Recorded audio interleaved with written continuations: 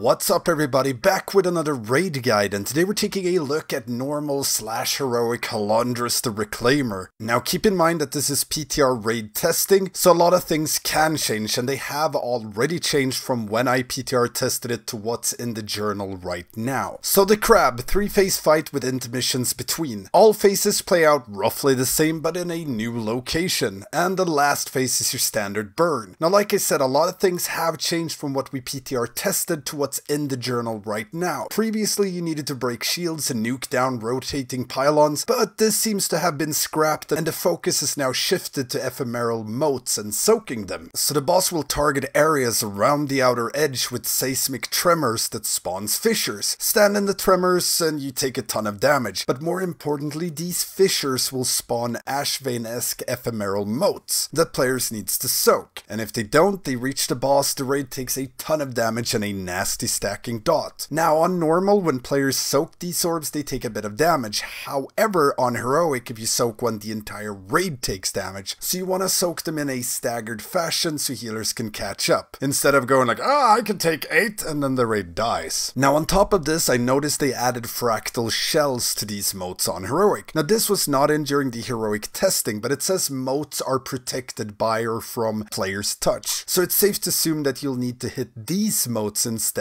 with the tank mechanic Light Shatter Beam that just so happens to break Fractal Shells. Now Light Shatter Beam deals a large amount of damage to anyone hit, as well as a nasty dot that also increases damage taken by Light Shatter Beam for 6 seconds, and the boss will always cast 2 of them in a row, so tanks will need to take 1 beam each and aim these beams at the motes moving towards the boss, so players in turn can soak him. Now the boss also targets several players with Crushing Prism, which is a dispellable dot that deals cosmic damage every second and reduces movement speed by 2%, and it grows in intensity over these 16 seconds. Now on normal you can just insta-dispel this, however on heroic you'll also drop a Shattered Prism when you're dispelled. This deals damage and reduces movement speed of players and motes that passes through it. And to top this off, at 100 energy the boss will cast Reclaim. He will get 3% of his max HP as an absorb, and while this absorb lasts, the boss will pull in motes with an ever-increasing force. And this is most likely where these Shattered Prisms come into play. By dispelling players near fissures or in line with the boss or the mote's travel path, you'll offset this pull in effect a bit and buy yourself more time to break Fractal Shells and soak the motes.